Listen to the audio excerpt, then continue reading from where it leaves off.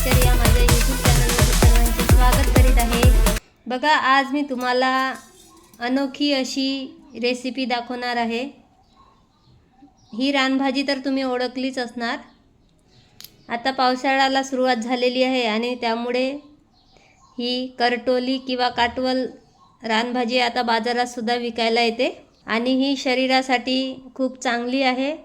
आपल्याला कॅन्सरचा जर काही प्रॉब्लेम झाला किंवा होऊ नये म्हणून सुद्धा आपण ही भाजी खाऊ शकतो।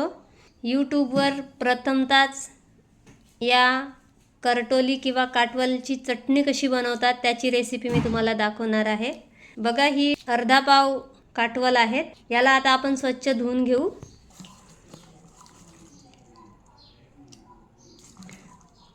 काटवलचे वेल हे खाली पसरलेले असतात, त्यामुळे याला माती लागलेली असते आणि वरून याला असे काटेरी फळ असते हे, त्यामुळे यामध्ये माती जास्त राहते, म्हणून आपण दोनदा याला धुवून घेऊ। बघा, मी आता हे छान धुतलेली आहे।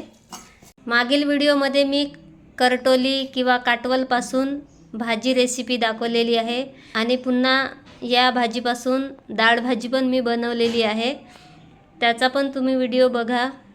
आणि आज मी नवीनच या रानभाजीपासून चटणी बनवणार आहे। काटवल या रानभाजीला जगातील अतिशय ताकदवान रानभाजी मानली जाते, कारण या रानभाजीमध्ये प्रोटीन 3.1, पिष्टमय पदार्थ 7.7, स्निग्ध पदार्थ 1%, 3% तंतुमय पदार्थ, क्षार, अ आणि क जीवनसत्व मोठ्या प्रमाणात असतात।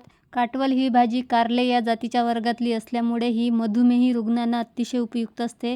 हाडे मोडल्यास ही फळे आणि पाने दुखापत झालेल्या जागी बांधल्यास आराम पण मिळतो। करटोली हे डोकेदुखीवरील उत्तम औषध आहे। तसेच कंदाचे चूर्ण मधुमेहात देतात। डोक्याचा त्रास, मूतखडा, सर्व प्रकारच्या विषबाधा, हत्तीरोग यासारख्या आजारामध्ये याच्या कंदाचा फार उपयोग होतो। करटोली या भाजीचे कंद मूळव्याध, रक्तस्राव, पाने, ताप, बद्धकोष्ठता, दमा याच्यासाठी उपयोगात आहेत। रक्तरोग, डोळ्याचे रोग, मूत्रस्राव अशा अनेक आजारावर हे करटोली आपल्याला उपयोगी पडते। त्यामुळे रानभाजी एक व उपाय अनेक अशी ही बहुगुणी करटोलीची भाजी तुम्ही पण नक्की बनवून खा। अशा या रानभाजीची आपण नवीन रेसिपी बघूया। बघा, आता मी हे छान धुवून घेतले। याचे जे हे देठ आहे हे कापून घेऊ।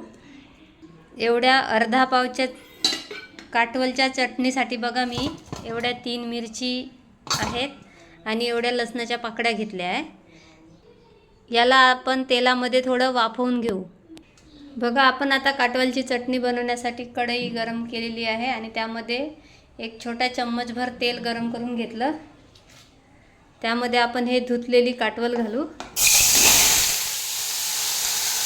बघा, आता ही आपण याला झाकून वाफवून घेऊ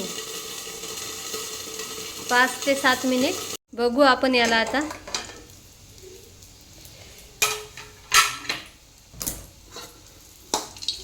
करटोली पूर्ण शिजलेली आहे, हे बघू,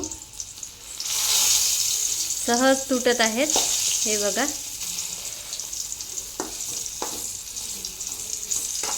याला आता आपण काढून घेऊ। आपण नेहमी एकच प्रकारची भाजी खाऊन थकलो असेल तर ही रेसिपी नक्की ट्राय करा। आता यामध्ये आपण एवढी मिरची आणि एवढी लसूण हे पण भाजून घेऊ।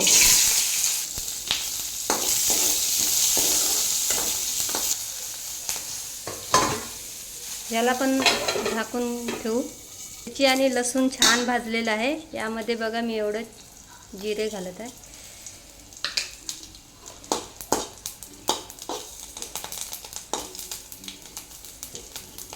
याला आता आपण थोडं थंड करून घेऊ। याला मी आता मॅश करून घेते। मॅश करताना खूप छान वास येत आहे। बघा, हे लसूण आणि मिरची व थोडे जिरे खलबत्त्यामध्ये बारीक करून घेऊ। एवढं चवीपुरते मी मीठ पण घालत आहे यामध्ये। बघा, मी आता हा मिरचीचा ठेचा बारीक केलेला यामध्ये घालत आहे। याला आपण मिक्स करून घेऊ। चटणीमध्ये आपण कोथिंबीर घालू।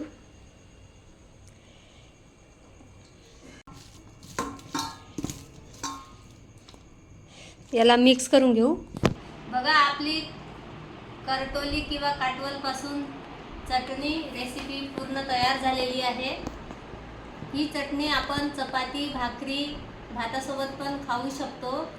ही खायला खूप सुंदर लागते आणि पौष्टिक पण खूप आहे आणि घरच्या साहित्यामध्ये, कमी साहित्यामध्ये ही चटणी तयार होते। करटोलीची एकच एक रेसिपी किंवा एकच एक भाजी करून कंटाळले असाल तर ही रेसिपी नक्की ट्राय करा। ही लहान मुलांना सुद्धा आवडेल, एवढी सुंदर ही चटणी लागते। त्यामुळे माझी रेसिपी तुम्हाला आवडली असेल तर माझ्या चॅनलला लाईक, सबस्क्राईब व शेअर करा। धन्यवाद।